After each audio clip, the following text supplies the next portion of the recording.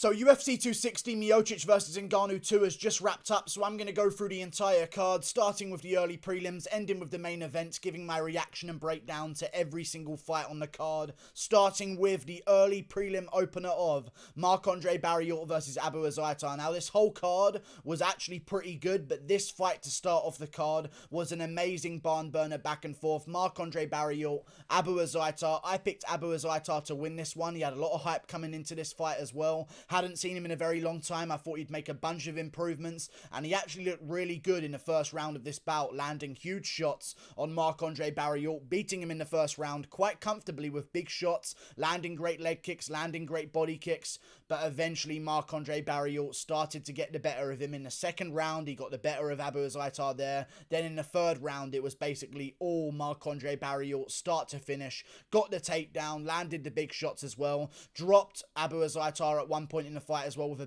big shot. Marc-Andre Barriault just basically showed Abu Azaitar how to control a 3-round pace and saved himself in that first round. Now, he took a lot of body shots and leg kicks in the first round, so Marc-Andre Barriault does need to be praised for his toughness, because those body shots that he was eating early, they would put down other men. So Marc-Andre Barriault really had to grit down, survive into the second round where he started to get the better of Abu Azaitar, won himself the second round in my opinion. Then the third round came around and Abu Azaitar just had nothing left in the tank and was just getting beaten up on the ground. Do I think it should have been stopped? Maybe not, but it was a beating the entire time. It would have been a win for Marc-Andre Barriault anyway, and he gets a TKO finish at the end of the third round. Marc-Andre Barriault just landing too many shots, and Abu Azaitar just did not have the energy in that third round to get himself out of that situation. Marc-Andre Barriault with an amazing pace over the 3 rounds. I was surprised that he was able to keep a good pace in the third, because Marc-Andre Barriault was eating a lot of body shots and leg kicks.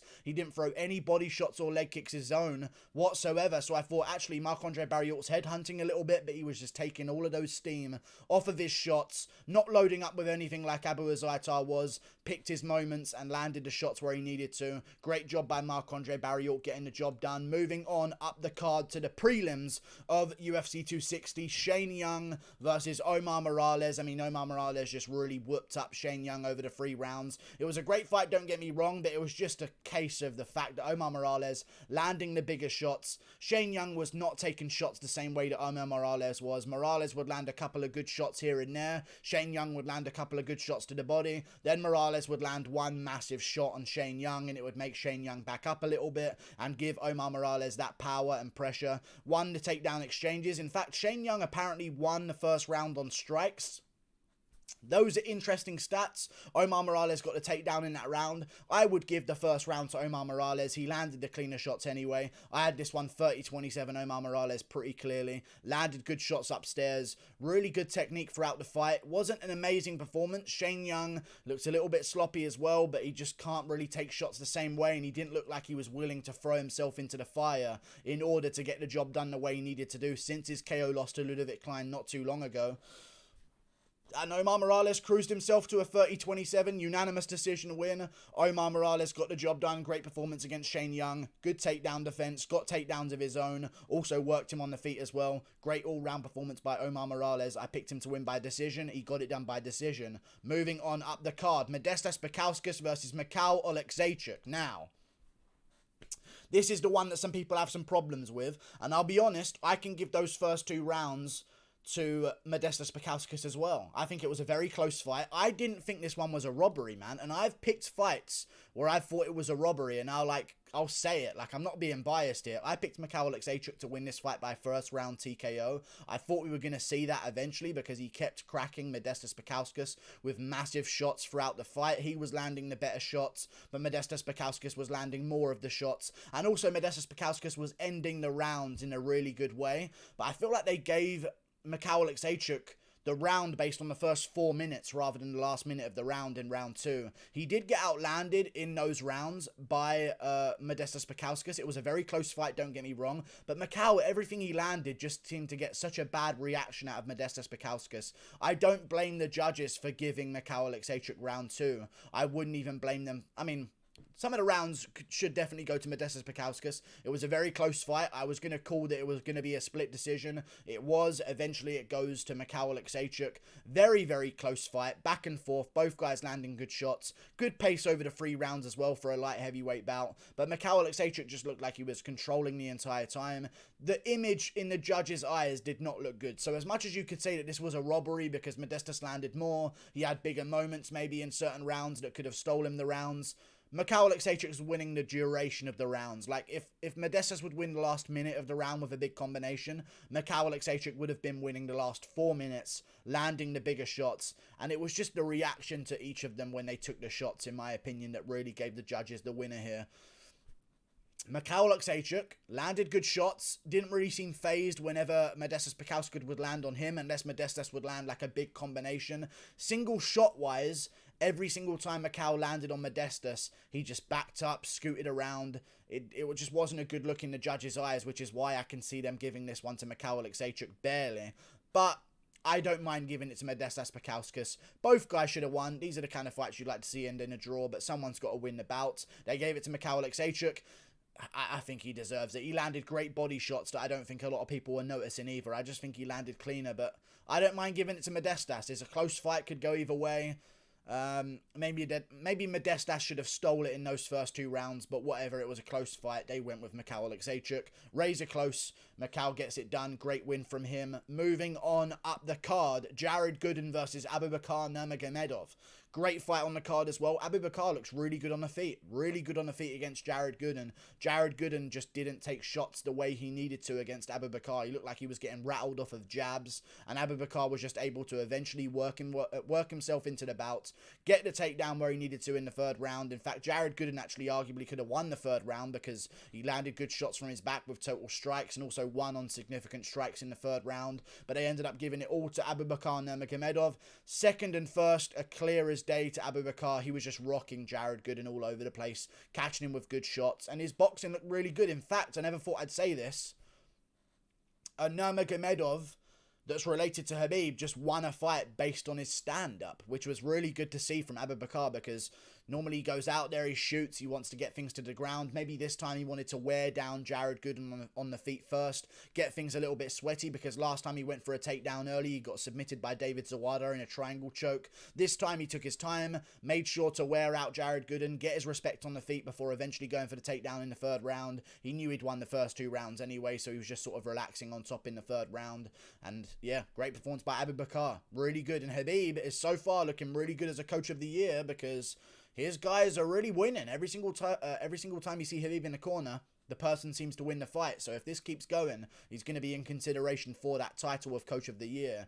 But Abubakar just looked really good with the jab. Really great jab the entire time. I have no idea how he managed to out-jab a man, which I believe had like a 4 or 5 inch reach advantage over him. Jared Gooden just didn't have the technical skill available, and eventually he would get rattled by a shot, and Abubakar would start landing a nice little combination on him, chasing him around, landing big shots, but not getting overzealous and going for the finish. And Jared Gooden just couldn't take the pressure of Abubakar's jab, and that set up the combinations for him afterwards. Great win by Nurmagomedov. We'll see what he does next in the welterweight division. Moving on up the card, Alonzo Menifield versus Fabio Cherant. I picked Alonzo Menifield by 1st round TKO. I didn't think he was going to get a Von Flue choke finish in the 1st round, not to mention he just lost to Ovin St. Preux. Maybe there's something in that, because it should be called the Von Preux choke in all honesty, because OSP is the king of the Von Flue choke. Loses to OSP by KO. I think maybe OSP gave him the power of the Von Flue through the KO punch that he landed on Alonzo Menifield's chin, because Alonzo Menifield, great submission. It was just an easy win. Really, really easy win. I thought I expected a little bit more from Fabio Cherant. I thought both guys were going to be swinging back and forth, landing good shots each, but Menifield would catch him with a big shot and finish him in the 1st round. But no, Menifield lands a couple of good shots, goes for the takedown. Cherant attacks a guillotine, so what does Menifield do? Scoot to the other side and sweep the legs out to the wrong way. Goes to the side control, the wrong way for Cherant, that is, not the wrong way for Menifield. He did a great job with the takedown, sweeping the legs out to the left, avoiding the guillotine threat, eventually going for his own Von Preux.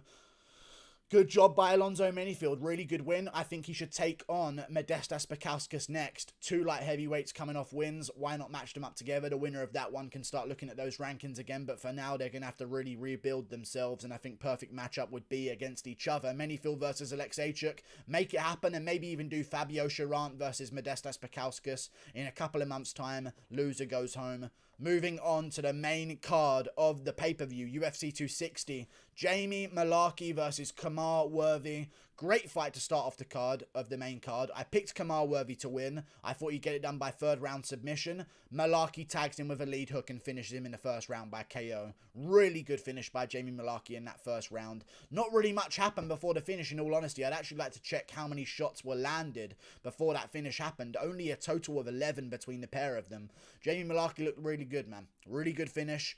Worthy was landing a couple of good shots, but leaving his chin out there a little bit, and eventually Mullarkey timed that lead left hook, lunged in, landed it on the jaw of Khama Worthy, and Worthy went down. To be honest with you, I'm not going to talk too much trash, but that's a bad chin. Let's be real. Like, shots like that shouldn't be KOing you in the lightweight division. It was a good lead hook, don't get me wrong, but the way that Khama Worthy went down was like a Malcolm Gordon go down in the flyweight division, if you know who that guy is. Really flopped to the canvas. Really bad chin on Khama Worthy, in my opinion. I really am going to doubt picking him ever again, because that chin is a little bit worrying moving forward. And Jamie Mullarkey landed a real good shot, don't get me wrong, but Khama Worthy has had his damage in his career. He's been TKO'd in his career as well. This was the one fight on the card, other than the main event, where I worried for my pick.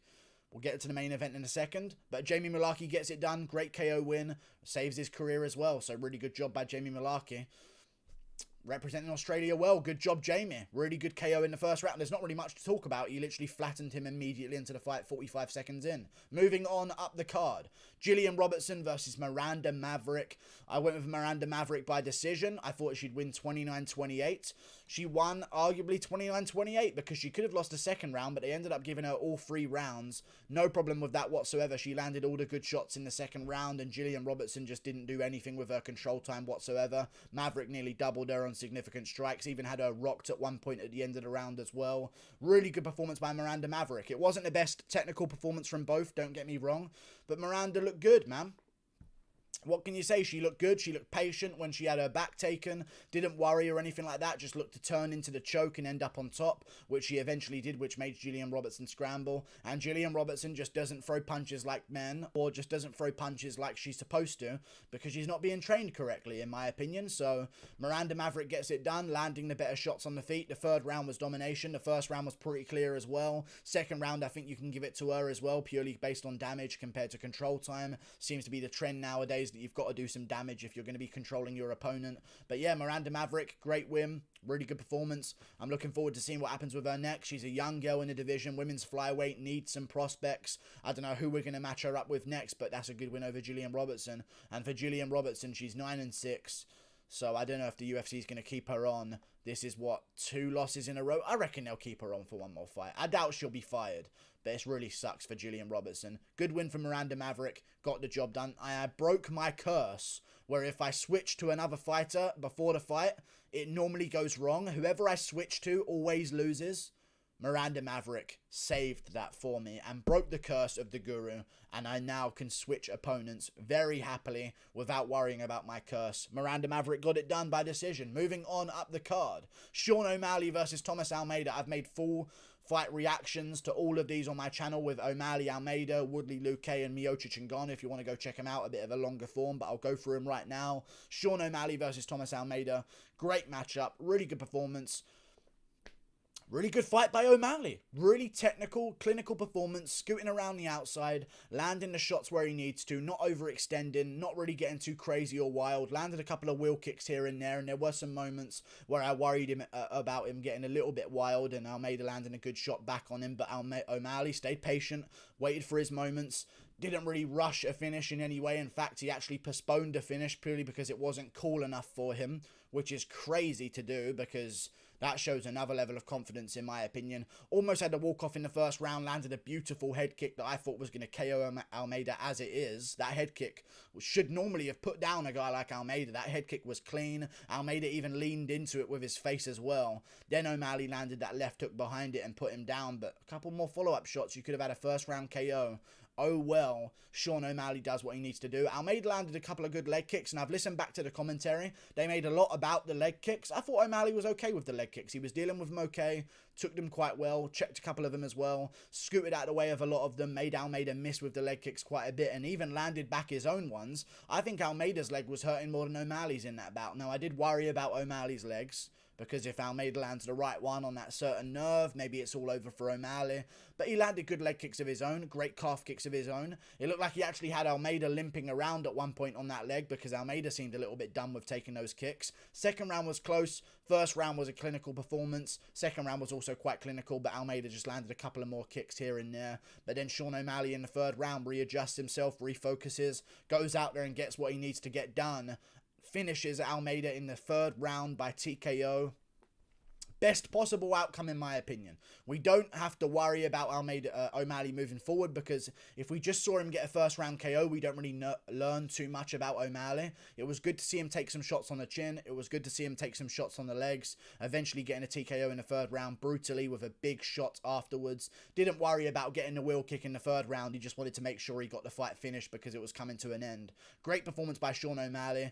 Almeida just in a real tough situation, but O'Malley looked good even in the clinch and stuff like that. Like, Almeida was looking to close the distance here and there. O'Malley would create space with his hands, get a nice little guard up, and then throw a good knee and then scoot out the outside against the cage. Like, he was just never letting Almeida trap him against the cage whatsoever. And we move on to the co-main event. Speaking about against the cage, Woodley versus Luque in the co-main event. Luque, he's the silent assassin, man. I picked him to win by decision. I didn't think Woodley was going to get finished, but then again, I didn't think Woodley would come out swinging the way he was. Really reckless swinging by Tyron Woodley in the first round, but he was doing quite well. Landed some good shots on Luque, and I say reckless swinging. Maybe if he lands that shot in a different area, Luque goes down in the first round, and we're all talking about how Woodley's back on top. He's made a big turnaround. Now he's the Woodley of old, and he's coming back for his belt. I doubt I would have gone that crazy if he got a win over Luque, but still, Woodley was landing some really good shots early. Luque just eventually finished and sunk in that dash choke in the first round, landing good shots beforehand, putting Woodley on ice the entire time towards the second half of that first round, landing amazing shots, and it was just Woodley was done. His legs couldn't keep him up anymore. Luque kept landing good shots. Woodley would load up with big overhands back and forth, and Luque would wait. What are you throwing? You're overhanding? I'll meet you with this hook and I'll beat you to it as well. Woodley just got flattened, man, really badly, got beaten up. After the first part of the round, he landed some good shots, don't get me wrong. Luque rocked in certain moments, but regained his consciousness, stayed patient, waited for his moment, and eventually pounced on Tyron Woodley. He is the silent assassin. He really is. He takes his time. He goes in there, he gets what he needs to get done, and he got a nice little finish in the first round in the biggest fight of his career, and calls out Nate Diaz afterwards. Nate Diaz ain't going to want any of that whatsoever. Luque would destroy him 100%, so I doubt Nate Diaz is going to accept that call out, but Woodley is probably going to be retired now for sure. But yeah, great performance by both of these guys. I mean, Nico Price did better than Woodley, but I feel like Woodley is this. I want to mention this as well. I think Woodley was so determined to not just be the guy held against the cage that he sort of went overboard in the opposite direction. He would have done okay if he stayed patient, threw a couple of more feints. He just didn't want to end up against the cage and be outstrengthed by Luque, because that's what was happening now and again. I mean, now and again, Woodley would get the clinch against the cage. Luque would get the underhooks, turn Woodley around, land a couple of knees to the thigh, stuff like this, a couple of body shots as well in the clinch, giving him some PTSD from the Usman fight. But Woodley just got a little bit trigger happy, in my opinion. He wanted to show that he was in there to scrap, got a little bit over-exaggerated with his shots, loaded up a little bit too much. Luque seized this opportunity and got the job done. Moving on up the card to the main event, Francis Ngannou versus Stipe Miocic. Ngannou gets it done by KO. Brutal to watch Stipe go out like that in the second round, but Ngannou's too powerful, man. I mean, it looked like a massive difference in size. I did not notice that difference in size in the first fight, but this time Stipe's trimmed down a little bit, and Ngannou looks like he's an absolute unit in the heavyweight division. And just too big for Stipe, too strong for Stipe. Stipe tried to get a single leg going in the first round after taking a couple of big shots. Doesn't matter, Ngannou just sprawls easily out of it and then just takes the back of Stipe and drags him to the ground himself, does some damage there. Stipe somehow survives this situation and gets back to his feet against Ngannou. Crazy that Stipe can take the shots that he can. Eventually in the second round, though, it wasn't even the big shots that caught Stipe. It was a nice little check hook after a nice little switch weight to a jab. It wasn't just a jab off a normal hand, wasn't just a little peppering jab that put down Stipe. He switched stances, then sort of followed through with the jab afterwards to give it a little bit more oomph. Caught Stipe with it in the second round, dropped him, went for the uppercut. Stipe lands a clean right hand on Ngannou. And this was the decider of the fight. What does Stipe do? Does he wait on the outside and test his luck just in a different exchange and wait for Ngannou to get a little bit more tired? Or does he go out there and try and finish Ngannou in the second round after landing that right hand? And Stipe rushed in, man. It was a really stupid decision. I'm sure he's kicking himself for doing it. I think he's going to give himself a chance in the trilogy. I don't give him a chance in the trilogy. I feel like if you've been KO'd out cold now like that, you're not going to take the same shots again in the trilogy against Ngannou. And he's only going to be older when he comes back as well. But I think Stipe's going to sit out on the sidelines, give it a year, see what happens in the heavyweight division. He did better than every other heavyweight. Like Rosenstruik got destroyed immediately. JDS, like Curtis Blades, Cain Velasquez. Stipe showed that that's why he's the best heavyweight in the world. He's the only one who can take at least some of those shots. You just can't take him for long. He rushes in the second round, looking to capitalize on what he thought was a rocked Ngannou. Ngannou lands the lead hook as Stipe rushes in, puts him down for good, and then the hammer fist afterwards, the signature move by Ngannou. That hammer fist from hell. Amazing performance by Ngannou, and now we get to see Ngannou versus Jones. And Jones is going to die. Ngannou's going to flatten Jones. I promise you. I see a lot of people talking about, yeah, but Jones won't let that happen. Jones lost to Reyes. You know? He could have lost to Santos. I don't think he did, but, like, Jones ain't Jones no more. Ngannou's like Jones pre-USADA. Let's be real. Let's just say it how it is. But Ngannou's actually under USADA, so he actually is that freak of nature, whereas Jones is very, very obviously slowing down since USADA has been around, has not got the strength anymore. I wouldn't even be surprised if Ngannou goes out there, body locks him, takes him down, and just smashes his head in on the canvas. He's just that big. I think the only way you can beat Ngannou right now in the heavyweight division is maybe you've got to be Stipe Miocic and be not 30 pounds lighter than Ngannou. You've got to be Ngannou's size of 263 pounds of lean muscle and have the skill set of Stipe Miocic, the chin of Stipe Miocic, the toughness of Stipe Miocic, but he was just 30 pounds smaller. So, like, maybe if he was the same size as Ngannou, he's got a chance against him in that bout just to really get a takedown, but I don't see Jones out-muscling Ngannou in the takedowns whatsoever. And Jones backs up with his chin way up in the air. Maybe he can land an eye poke early that could get the job done against Ngannou.